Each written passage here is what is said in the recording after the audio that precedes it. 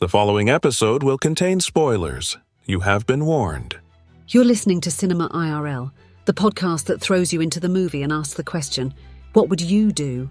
Leaving someone at the wedding altar is bad. Leaving someone at the altar at an international destination wedding is insane. But the topic today, as Amber and Scott discuss Solo Mio. And now, Cinema IRL. I wish I could switch places for just one day. What would you do? Put yourself in my shoes. How do we handle this? What would you do? Put yourself in my position. What would you do?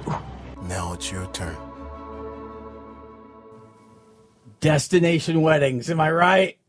Yeah, you ask, I don't know. I know people love them, but I think you're asking a lot of people to spend thousands of dollars somewhere, to go somewhere for your wedding. And yes, I realize you can turn that into a vacation, but it's kind of asking someone else to plan their vacation around you. I don't know. I don't like the concept. Yeah, I don't love it either. Unless there truly is like a split family thing where like one side's absolutely going to have to be traveling maybe. But go ahead with the intro. Alrighty, folks. Welcome to Cinema IRL. This episode, we're talking about Solo Mio. After his fiancée leaves him at the altar in Rome, a heartbroken art teacher decides to stay for the non-refundable honeymoon. Alone in Italy, he must decide if he's ready to move on when a local woman and a group of nosy tourists intervene. So this film is, we start off with a marriage proposal, and in the blink of an eye, and he says, we're getting married in Rome. And then all of a sudden we're at the altar and we're waiting for her to walk in. And we're waiting for her to walk in. And we're waiting for her to walk in. Keep waiting. Yeah, she doesn't show. Yeah. So there are two types of people who leaves someone at the altar. Oh, geez. Okay. What do you have? The first one is people who are desperately trying to escape a cult that they're in and is using that as a window to escape. Like child brides or something, you mean? Sure. Okay. The other ones are complete and total psychopaths. Okay. Well, you obviously don't feel strongly about this, so maybe this is just a short episode. Yeah. So, yes, Heather leaves him a note. And he finds a note, and he goes looking for her and calls her and texts her, even though the note says, please don't come looking for me. And she doesn't show up, so he goes back to the hotel, and Heather is just saying, finally responds, I need some space. And he keeps messaging, and she's like, I need some space. And he thinks she's left the country, so he gets on a plane. But then she messages that she's still there, so he gets off the plane. And so now he's back in Italy and just kind of hanging out, waiting for something to happen. Okay. If she thought it was okay for him to respect her space, suck it. Just suck it. Listen, I don't think one could possibly go through a more humiliating experience in their life than being left at the altar, unless it's being left at the altar in a destination wedding. Can you imagine? I mean, you're not only just screwing over the person you were supposed to marry, you're screwing, and that church was full. There was like a couple hundred people who flew across. Now, listen, I'm not saying that you should get married because people spent money to go to your destination wedding. I'm not saying that you should get married because everybody's there and you're supposed to. But man up, man or woman, and have the difficult conversation before the day of the wedding. Yeah, you know, and mind you, I don't even love what I'm about to say, but if only you were in control of that. Once you are within a 48 window of the actual I do's, you're locked. That's it. Too many people have traveled, too many people. And mind you, it's still really bad before that. I mean, it could be bad a month before when it comes to like reservations on certain things, but like you're locked at 48. So you have to get married even if you don't want to. Just if you don't want people to, are expecting you to. You either shouldn't have proposed or you shouldn't have said yes. See, and this is where, honestly, I think there's just shades of gray and there's no good outcome because the answer isn't, well, I got married because people showed up. That is not the answer. But you also don't take the coward's way, leave a note, and skip out. You have that honest, awkward, horrible conversation with someone. Yeah, you are incredibly, insanely selfish if you do that. I'm fine with a marriage or a engagement ending before marriage. I have had an engagement end before marriage. It's fine. It wasn't after we had everything booked and people were on their way or sitting in the church and we had a whole bunch of other stuff like that's. So here's what you don't do. And I'm going to try and find the nuances here because I think it's ugly and unacceptable however it turns out. But I don't think you double down on a bad decision. So I don't think you get married just because people traveled or just because people showed up. But what I do think you do is you have the conversation before you leave someone awkwardly standing there by themselves in front of a crowd and you're not there. That is the part that's unacceptable. You can have the hard conversation and say, okay, I'm sorry. I can't do this. And even if it's an hour before, that is so wrong and so unacceptable. But you got to talk to the person. You cannot leave them hanging out there like that. That is unacceptable to me. Yeah, I'm just not okay with. I mean, there's a practicality of it. I get it. If you don't want to marry the guy, you shouldn't have to marry the guy.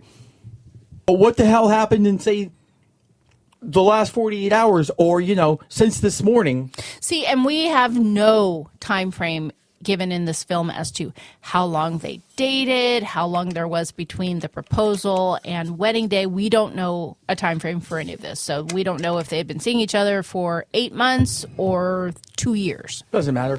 No, it doesn't. But I'm saying the more time that passes, like, you should be more certain with more time. You know what I'm saying is, like, if you've been with someone for a couple of years or whatnot, you have some data to work from, right? Yeah. So anyway. So my what would you do is I would not get married just because people are waiting for me to show up out at the party, but I would have the guts to have the in-person conversation, ideally way before you get to the destination wedding. But I don't believe that you just double down on a decision that's going to completely shape your life and get married just because people are waiting for their shrimp cocktail after the wedding. You had lots of windows to end that beforehand. You did, and I said it's a terrible thing to do, but I don't think you just get married because people are expecting you to. Actually, I don't even know if I agree. I think you still get married and maybe rip up the marriage certificate afterwards. And so it's not legal. You could do that, but I think that requires probably more thought than a runaway bride is capable of. Yeah, you know what? You go through the act at that point. Even if you're not going to do it for real, you go through the freaking act. That wouldn't even occur to me that if I tied up the piece of paper that it didn't count, because especially if it was a church wedding and you got married by any officiant. I wouldn't think, I'm tearing this up. It didn't happen. It was like, I just said I do when I don't. It's an ugly situation. There is no win-win here. Oh, yeah, no, it's terrible. But so there's a lot going on in this film. So let's move forward, if that's okay. All right. So he's hanging out, waiting for, I guess, Heather to have enough space, and he eventually texts her so much that she disconnects her phone and he can't reach her anymore. Now, in fairness, dude was drunk as hell. Yeah, after the initial one. He picked up his phone the next morning and he looked at his text messages and he was like, oh my God, what did I do? Yeah, there was like 20 messages. Oh, no, I think there were more than that. I felt embarrassed for him, and he's a fictional character. So at this point, he has been convinced by the hotel concierge to go on your honeymoon anyway. You paid for it. We're not giving your money back. So go on the tandem bikes, go on the wine tour, go to the concert, go enjoy all the activities that you already paid for your honeymoon. And the first one is a tandem bike ride around the city. And he can't, even on the second day of it, he tries to get a normal bike and he can't. But obviously, everyone there, it's a group package. Everyone there is on their honeymoon with two people on their bikes, and he's riding around with one and obviously sticks out. Yeah. I would have found a way to get in a single bike. Like, grow a spine. Like, Well, listen, I'm he going asked- to give you the tandem bike back because surely you have fewer of these than you do of regular bikes. I just need to not look like a freak. I'll still take your bike. I will still keep the same price I paid for it. Like, you don't have to refund me anything. I just need a one-seater. Okay, so what would you do is you would double down on getting that single bike on day 2 or on day 1. I mean, I guess on day 1, he didn't really realize how much judgment there would be or stares from the other honeymooners. If you're riding a tandem bike by yourself, you are either pathetic or a thief. Wow. Pathetic or a thief? I don't know. Maybe that's just the bike you have? A tandem? Yeah. So what? If you have a tandem bike, you're not allowed to ride it by yourself? No, you're not. This is the law, according to Scott. Yes. Okay. All right. So, This is my autistic side showing. okay. So we eventually have our main character, Matt, go into a cafe and meet the Italian owner, Gia. And she is delightful and charming and gets his wallet back from some kids who pickpocketed him without him even realizing it. And it should be noteworthy. I have heard that is not a place where you screw around. Like Rome, that's a lot of pickpockets. Oh, yeah. Right Same there. with London. I mean, you go to any of those cities that are rich with tourists. Front pocket wallet. When my mom and I went, we had underarm little things that you put on under your shirt and they went under your arm. So, yeah, you can't put things in your back pockets. Yeah. So, or carry a purse or anything that's easy to steal. So, anyway, he meets her and she's delightful.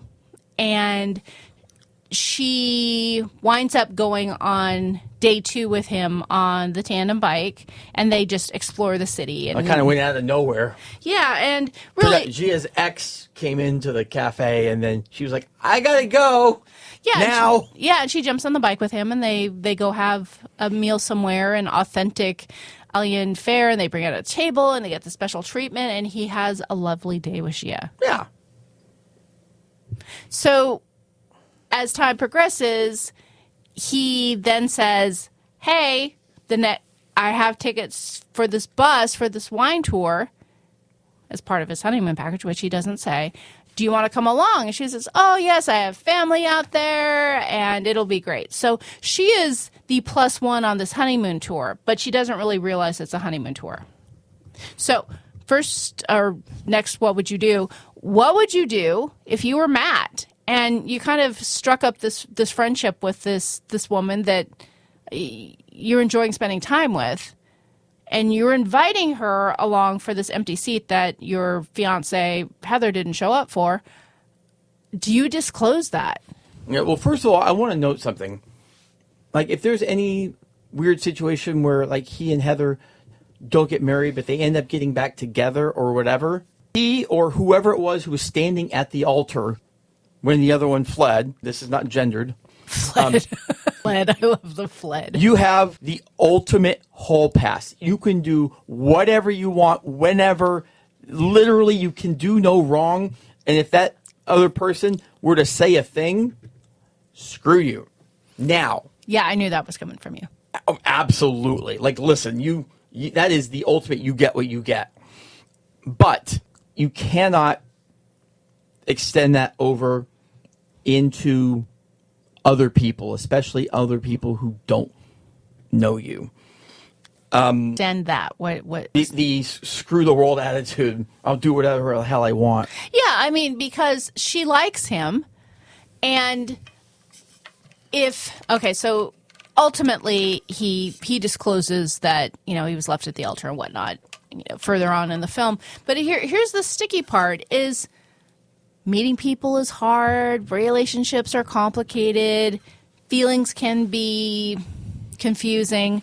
If you meet someone who says, hey, I was just jilted and left at the altar 3 days ago, but I really like you. Let's date or something like that.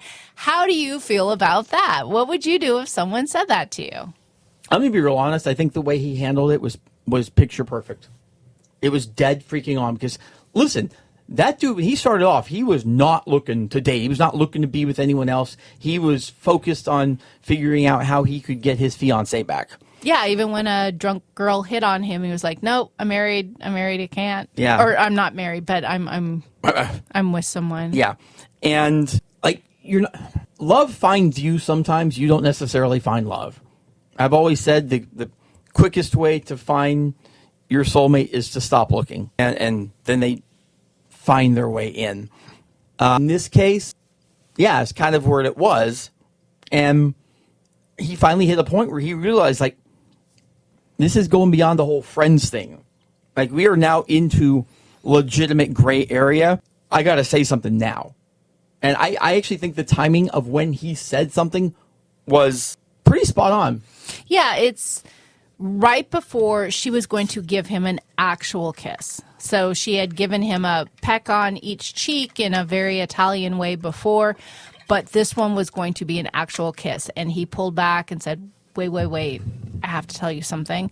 And he shares that he was left at the altar, and she pretty much just says, I gotta go. Yeah. and runs away. Which felt like a bit of an overreaction, but it wasn't. Yeah, because you want to explain what we ultimately find out a little bit later in the film? Yeah. So he shows Gia the note. Yeah, as part of that, let me show you what happened. She left me this note. And that is when she realized that she was sitting across from the girl while she was writing the note and telling her, if you have any doubts, you shouldn't marry him.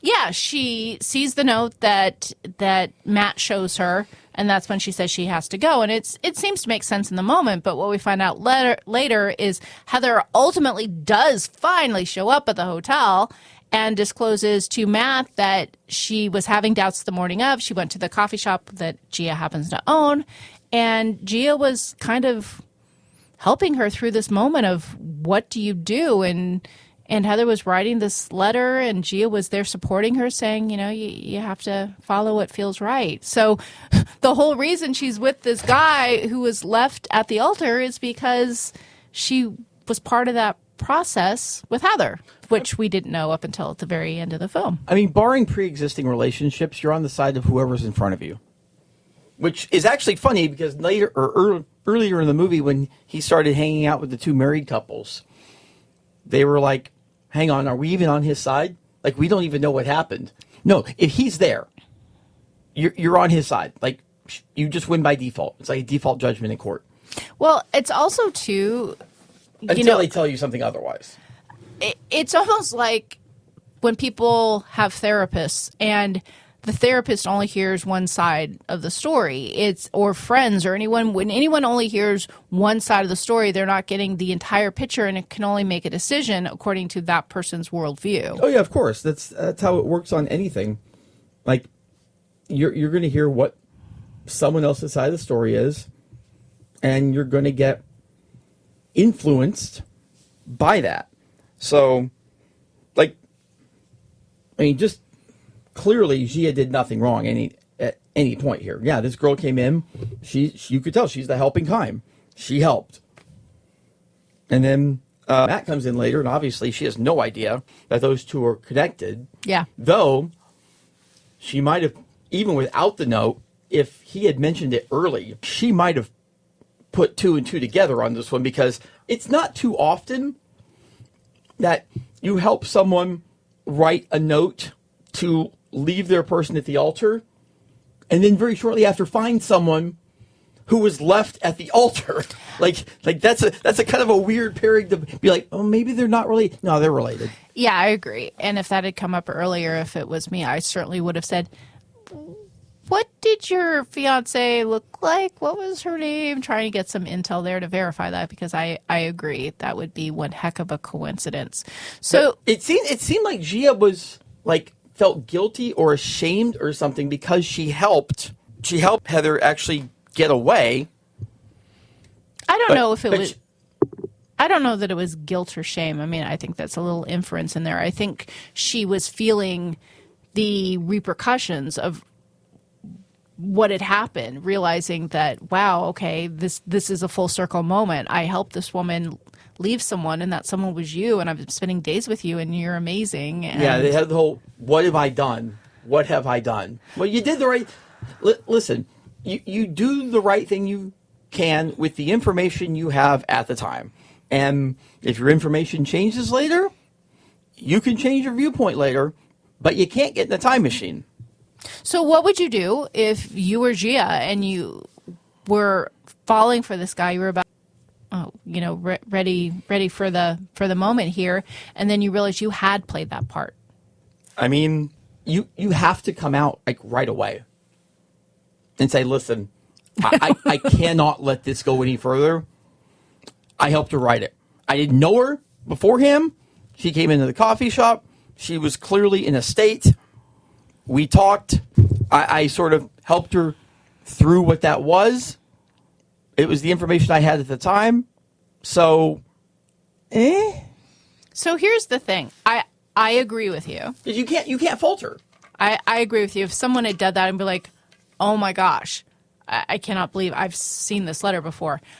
That said, I can understand people just being overwhelmed and not knowing what to do in a moment, because a lot of people just freeze. I'm actually okay with her reaction. Like, it would have been best to say something, but her reaction of "Run, Gia, run." I'm okay with that, because you're right. That's a lot to process all at once. Yeah, I think, in hindsight, all the things we would have done and could have done and should have done is always really crystal clear. But in moments when emotions run high, I think people are just frequently doing the best that they can. And sometimes the best that they can is just running, because you just don't know. Like you said, you can't process what's happening. She should not get angry with him for like, why didn't you tell me? Well, I didn't freaking know we were going to go down this road. I just wanted to have a good time. But I told you as soon as I realized we were going down this road. So instead of kissing her, he gets to go back in and sing with Andrea Bocelli. Yeah, that's a nice duo, for yeah, sure. Like you come into the house, you're like, oh, you're a big fan of Bocelli's.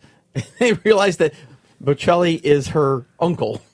Yeah, that was a cameo I did not see coming.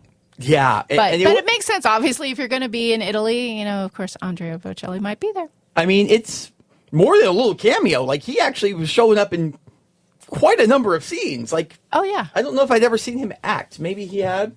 He has had bit parts in other films. I feel certain of that. I cannot think of what they are, but I feel like that's not unfamiliar to me. I could be wrong. Sue me if I am. So if you're Matt, could you possibly have the, how you say, huevos to sing one of the signature songs for Andrea Bocelli standing right next to him? Here, and that was the beautiful part, is all along Gia was telling him, take chances, make moves, do things that scare you, push back the fear.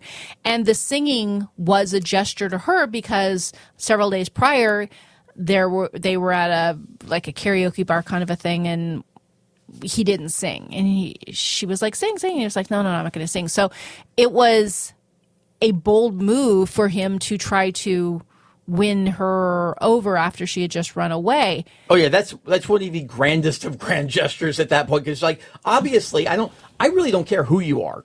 You're not going to sing one of Bocelli's songs better than he does. No, and I don't care how good a singer you are. Yeah, and the way it was written, Andrea Bocelli actually supported that in saying, here, let me play a piano and sing with you, and we'll do a duet, and actually helping him have that moment. I'm sure he would have realized, like, dear God, this guy's looking to do something special here right now. I'm not going to be the one that hurts him. And matter of fact, screw it. If you got balls that big, I'll help you.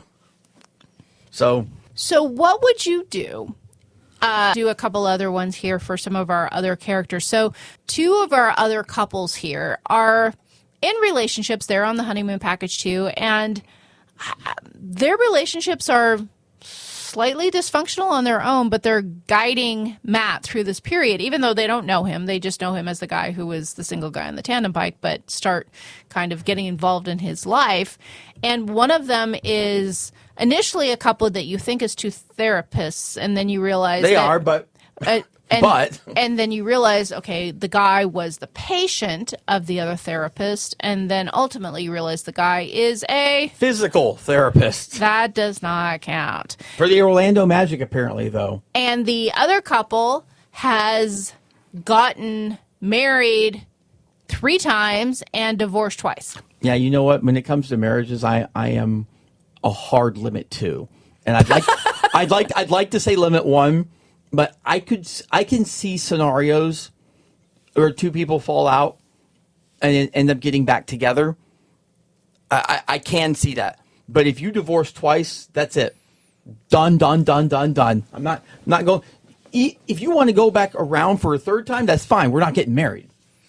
I feel like Elizabeth Taylor got married to someone, same person twice. She got married a lot. It's hard to keep track. Yeah, I mean, I've heard twice plenty of times. I don't know that I've heard 3 times. Like, I'm just, at that point, I'd be like, you know what? We don't need marriage. Clearly, the first 2 times we proved it doesn't mean anything. Let's just keep this more cash. Yeah, let's just hang out. Yeah, and then, wow, that relationship between Anna and Neil. Yeah, the 2, air quote, therapists. There was, we know exactly who wore the pants in that relationship. Yeah.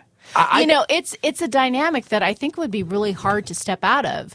You know, the woman being the therapist, being the guide, being the person that's instructing you and helping you in sessions, and then to set that aside once, you realize there's something there and ultimately get married. That would be a difficult dynamic. Yeah. What would you do? I would date my therapist. Yeah.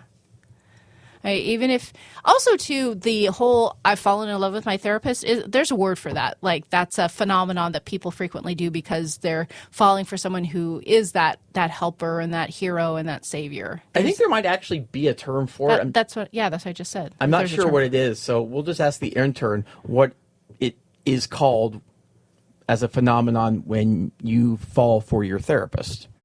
This phenomenon is known as transference, specifically erotic transference. Thank you. So, what would you do if you had the hots for your therapist? Nothing. Push it down, way down. I mean, listen, if you can't get it out of your head, you got to change your therapist. Yeah. I mean, it's that simple, and any therapist worth their salt isn't going to reciprocate. And I think when you said who wears the pants in that relationship, I think anyone who had that therapist role and rolled that over to a relationship, I think that would be the case.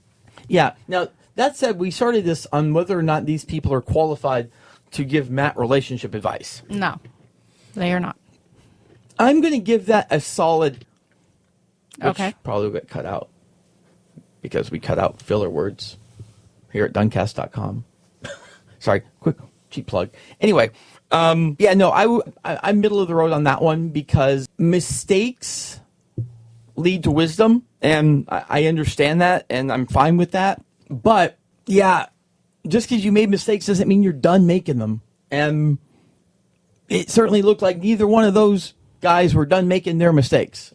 So listen to it, hear what they have to say, take it with a big grain of salt. Yeah, especially considering the guys in those 2 couples do not know him. They do not know Heather. They have no frame of reference to be giving advice. It's not like they were friends to be like, oh yeah, we've seen you and Heather grow over the years, and we've always kind of wondered about that dynamic, or we saw her do whatever. They have no context for anything. Yeah, if you're in that position, happen to be in that weird position, your position should be just 100% supportive of whatever the hell he wants to do. Because you're right, you have no backstory. So at that point, just be a good guy or good girl and help the guy. So long story short, long story long, we get to the end of the film. We get to the end of this episode. It's about the same length. And he ultimately marries Gia. And it's as if it was always meant to be, which it kind of seemed like it was. Yeah. Honestly, the only thing I thought we were going to see at some point but didn't was going to be Heather coming back and there being an actual point where he was going to have to make a decision and then he would choose Gia. That would have been the full-on formula. Okay, so this is our last what would you do. So jumping back to what we mentioned a little while ago, Heather did show up at the hotel and basically said, I'm sorry, I was scared. And he is the epitome of being gracious and said, it's okay. We both, just didn't want to be alone and it's okay. And just completely 100% lets her off the hook. And what would you do if you were in Matt's position when Heather shows back up? It does sort of lead to what you opened with about not marrying someone if you're not sure. It took a lot of courage for her to put herself back in a position to have a conversation with Matt. If I'm Matt, I'm still really screwed up from this whole thing. Like, I'm still really screwed up. And if she wants to talk, I'm going to talk. Yeah, I'm really big on trying to end relationships on a good foot of some form or fashion. I've actually had a couple relationships in the past that I know were going bad, and I basically went to the person and was like, "How about this? Clearly, we're going out here. How about we have one day where we just forget about all the problems that we have and we have fun. We have a good day, and when that day ends and we're no longer together, we are just no longer together. Nothing happens that day changes anything. I just want to go out on the right foot." Oh, really? Yep. Huh, well, that's very mature. I mean, like, I see so many people who are bitter over their past relationships, and oftentimes for good reason. Now, that said, if there was something like, I found out my significant other was high on coke all the time and selling meth, or was a murderer, or was a philanderer, or things like this where they've actually done something to hurt you, that rule is off. Yeah, that's not a let's go to Disneyland kind of a day. I have never experienced any of that in my life. It's always just been a, it just didn't work situation. So, yeah, I'd rather have the good foot to go out on. That's a nice idea. Rather than the yelling and screaming that probably preceded it. Kudos to you for taking the high road with that. That's a nice idea. We hope you enjoyed our episode. Thank you for listening. And to catch all the new episodes, please subscribe. We release 2 to 3 episodes weekly, so we'll have new content regularly. Until next time.